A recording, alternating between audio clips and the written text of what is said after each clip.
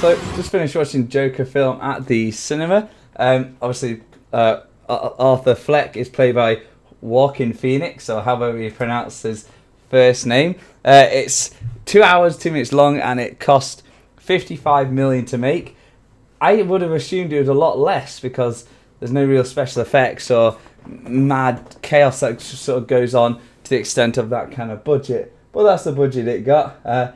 And yeah, this film is insanely different to what I expected it to be. I knew it was going to be, obviously, it's a Joker origin story. It's how he become the man he is, this persona, sort of tragedies in his life. But this is like an Arthur Fleck film of, like, you know, the whole film is on him. There's no scenes where he's not in, basically. Everything, start to finish, is on Arthur Fleck. And it's done so well. Like, this guy, if he doesn't win awards for portraying the most amazing, like mentally unstable, you know, downward spiral tragic guy, then, you know, I'll be shocked, because, you know, he does an incredible job. He's got this, like, condition which makes him laugh at, like, awkward or wrong situations. You know, times you're not meant to laugh or whatever, but it's like hysterical laugh where he can't stop it, control it, to where it's hurting his throat.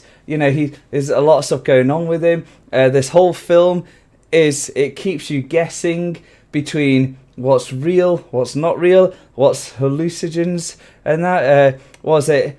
Basically, this film's very inspired from King of Comedy and Taxi Driver. It's very heavily inspired from those two films, and yeah, it is, you know, Arthur Fleck's mind that we are in all the time and seeing everything, so how he wants us to see it, where he sees himself as the hero. He's an aspiring stand-up comedian. You know, he deems himself a good guy, but obviously he keeps getting, like, bullied, obviously assaulted, fired, you know, finding out all the mad stuff between his mother and allegedly being Thomas Wayne's son, and, you know, and which means he's Bruce Wayne's half brother or whatever. But, you know, you find out that that's not true, sort of thing. So yeah, it's a wild ride of, you know, we think he's doing all right.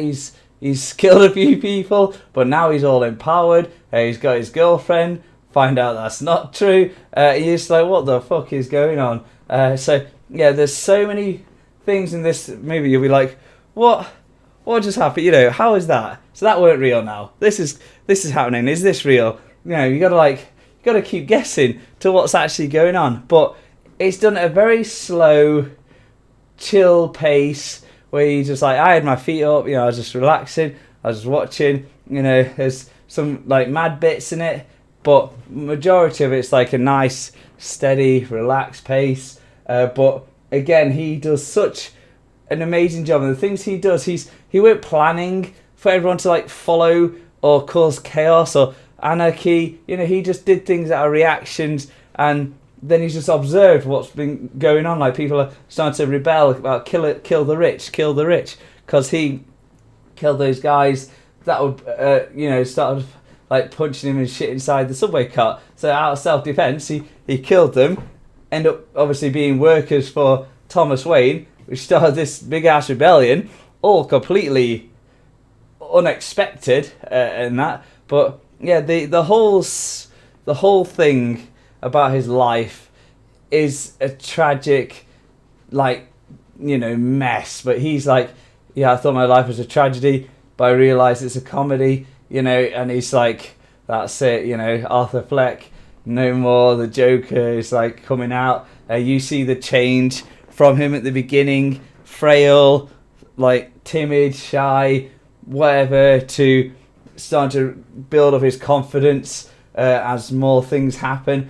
And you see a very different man at the end to what you saw at the beginning, sort of thing. So you see that development, because obviously he's not taking all his tablets, he's going into his own world. You know, he sees himself as, you know, the hero to take down the rich, sort of thing, and he's getting his, like, devout followers, all unintended, and that. But yeah, this like there's just a lot of great like really like poetic-y moments, and it's just a good watch with a great actor. Like it's fucking next level. This guy's gonna win big fucking awards. I hope so. Anyway, so yeah. Anyway, like, comment, share, subscribe. Let me know if you've seen the film. Very very must see. Like 100%. They finally done a good DC film, and yeah, and it's nothing like any other DC films you've seen before.